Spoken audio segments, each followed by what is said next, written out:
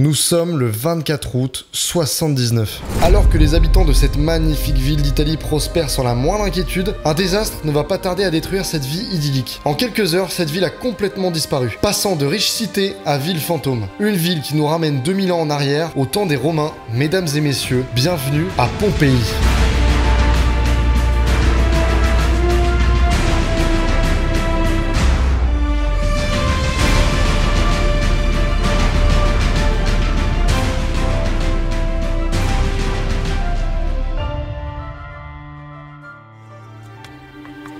On est actuellement aux portes de la cité de Pompéi, ce site archéologique qui est situé sur la côte ouest de l'Italie, près de Naples. La ville dans laquelle je me trouve actuellement est donc une des villes les plus anciennes au monde qui a été conservée à ce point. Donc je sais pas si vous vous rendez compte, mais on est actuellement dans la ville de Pompéi qui date de l'année 79. C'est l'année de sa destruction et c'est absolument incroyable de se dire que là actuellement on est dans cette ville. On a entre guillemets un témoin en fait de ce que pouvait être l'antiquité romaine à l'époque. Concrètement à l'époque on disait souvent que Pompéi c'était un espèce de Rome en petit. Ce qui du coup intéressant parce que ça nous permet en fait de nous replonger à l'époque et donc du coup de voir leur façon de vivre tout simplement. En effet, la plus grande partie du temps des habitants était consacrée au plaisir, avec spectacles et divertissements en tout genre. Malheureusement, cette vie de rêve s'est rapidement transformée en cauchemar. Le 24 août 79, le Vésuve, un gigantesque volcan, va rayer Pompéi de la carte du monde en quelques heures.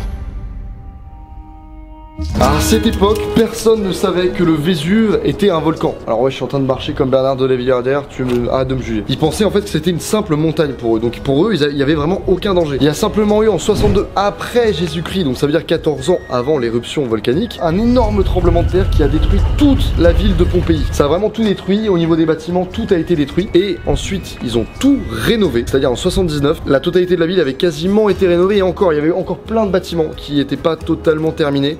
Ensuite il y a eu du coup cette éruption volcanique qui a de nouveau tout détruit dans cette ville. Étant habitués au tremblement de terre, mais alors absolument pas à toute forme de volcanisme, tous les habitants avaient complètement négligé de fuir. Ils s'étaient dit que c'était un tremblement de terre, ils avaient déjà l'habitude de ça. Mais en revanche, il y en a d'autres qui eux ont décidé de partir. Ces gens-là, ils le savaient pas encore, mais ils ont sauvé leur peau. Le jour de l'éruption, sur les 12 000 à 15 000 habitants qui étaient encore dans cette ville, la plupart sont morts par les chutes de leurs maisons, des bâtiments dans lesquels ils pouvaient être, et 2000 ont été retrouvés morts asphyxiés. Le Vésuve est toujours en activité, même si la dernière éruption majeure date de 1944. C'est l'un des seuls volcans européens encore en activité. La région enregistre plusieurs centaines de secousses telluriques par an. Avec Naples qui n'est pas loin, si cette éruption se produisait, 700 000 personnes devraient être évacuées d'urgence et plus de 3 millions d'individus subiraient les conséquences immédiates de cette éruption.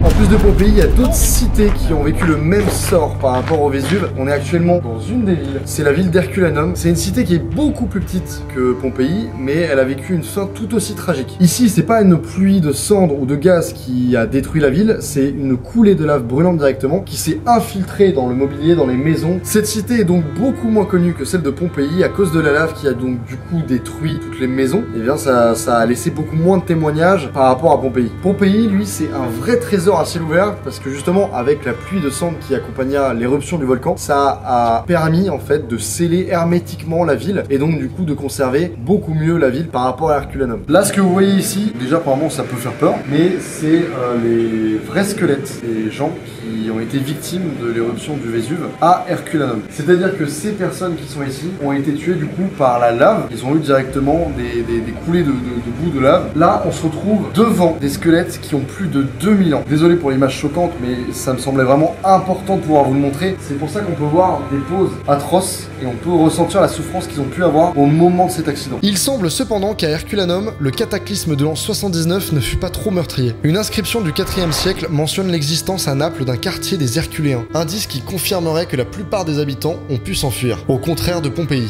D'autres villes ont aussi été détruites, nous pouvons mentionner Oplontis ou encore Stabi, non loin des autres cités.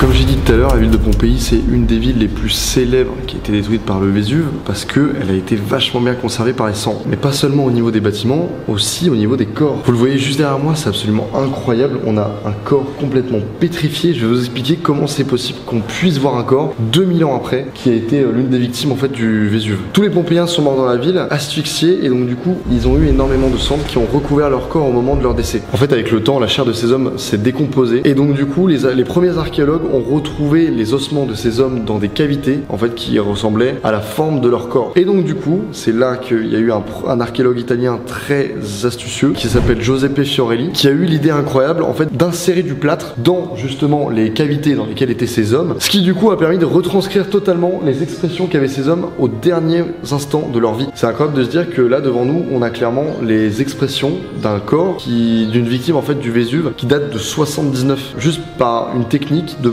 devoir mettre du plâtre en fait dans les cavités. Et je trouve ça vraiment hyper astucieux, incroyable. Cette méthode a apporté des informations intéressantes, à la fois sur le nombre de victimes à Pompéi, mais aussi les circonstances de leur mort. On dénombre 394 corps à l'intérieur d'immeubles où les personnes s'étaient réfugiées, et on dénombre 655 corps trouvés à l'extérieur. Il faut ajouter une centaine de corps à propos desquels nous ne possédons pas d'informations précises, et plusieurs centaines d'autres que personne n'a encore retrouvés. Alors il faut savoir que Pompéi est quand même resté plus de 1500 années sous couverture de cendres. Toutes les ruines sont restées en bon état. Automatiquement quand tu vois ça comme ça, tu peux te dire que c'est quand même bien saccagé, mais je veux dire, on rappelle quand même qu'on est dans une ville qui date du 1er siècle, de l'année 79. C'est absolument incroyable de se dire ça. Et on arrive entre guillemets à reconstituer un petit peu la vie qu'il pouvait y avoir à l'époque. On a notamment des maisons sur lesquelles on peut encore apercevoir la plaque en fait d'un habitant qui habitait ici. Et c'est absolument dingue de pouvoir se dire ça. On arrive à se reprojeter dans une ville qui date du 1er siècle, je trouve ça incroyable. Je vais vous montrer certains lieux réputés de la ville, mais aussi toutes les particularités. Car comme je vous l'ai dit au début, la plus grande partie du temps des habitants était consacrée au plaisir. Là on est sur un passage piéton en fait muni de grosses pierres concrètement qui étaient comme ça. Et là vous allez me dire mais pourquoi Valentin? Là comme vous pouvez le voir il y a des espèces des rayures concrètement, de gros tracés. C'était pour passer en fait les chars à l'époque. Les chars passaient par ici. Ça leur permettait en fait de passer puisque sinon c'était directement sur les pavés, c'était pas forcément agréable. Et donc du coup ça explique pourquoi les passages piétons sont en fait des grosses pierres. C'était pour les piétons tout simplement pour qu'ils puissent passer sans se faire éclabousser par les chars qui passaient juste à côté. Puis à l'époque il y avait énormément de boue. Là il y en a pas. Mais à l'époque il y en avait. On est actuellement dans le théâtre, le grand théâtre de Pompéi. C'était en fait comme actuellement un théâtre où en fait on y jouait des pièces de théâtre et en fait durant toute la journée il y avait plein de pièces de théâtre. C'était tout simplement un lieu d'activité très important au sein de Pompéi. Pour l'anecdote, derrière la scène vous avez la caserne en fait des gladiateurs. Après l'éruption du volcan, on y a retrouvé des squelettes de victimes justement de l'éruption du volcan, dont un nouveau-né qui était dans un panier et le squelette d'un cheval. Ça peut paraître un peu glauque, c'est important de le préciser quand même. On est actuellement sur la place centrale de Pompéi, on va dire, c'est-à-dire que là on est sur la place du Forum. C'est là où il y avait le cœur religieux, le cœur commercial de la ville et aussi le cœur politique. C'est vraiment ici qu'étaient la plupart des Pompéiens, puisque aussi là il faut s'imaginer qu'il y avait tout un marché qui était autour. On est actuellement dans l'amphithéâtre de Pompéi, c'est vraiment l'arène de Pompéi. En fait elle est juste absolument incroyable. Je sais pas si vous vous rendez compte, derrière moi là, c'est incroyable de voir justement la démarcation avec les marches qui sont encore enfouies sous la terre. Il faut quand même se dire que là au total on avait 12 000 places. Donc là clairement là t'as toute la ville qui pouvait être accueillie dans cette arène. C'est l'arène la plus ancienne découverte à ce jour au niveau du monde romain. Genre la vue de l'extérieur, elle est absolument incroyable. Dans cette arène, on n'était pas en train de regarder des spectacles de marionnettes, c'était vraiment des spectacles de gladiateurs. Et c'est fou de se dire que on est actuellement dans cette arène en fait là, et que les gens étaient là en train d'assister à ce spectacle complètement incroyable. On est actuellement déjà dans les thermes. Devant moi, vous avez en fait un bain très chaud. Ils avaient plusieurs bains à l'époque, et là notamment on est sur un bain très chaud. Je vais vous expliquer pourquoi. Le bain était surélevé pour justement chauffer l'eau qui est dans le bassin. La chaleur en fait se dispersait juste en dessous en fait, et elle passait en dessous du bain pour justement faire chauffer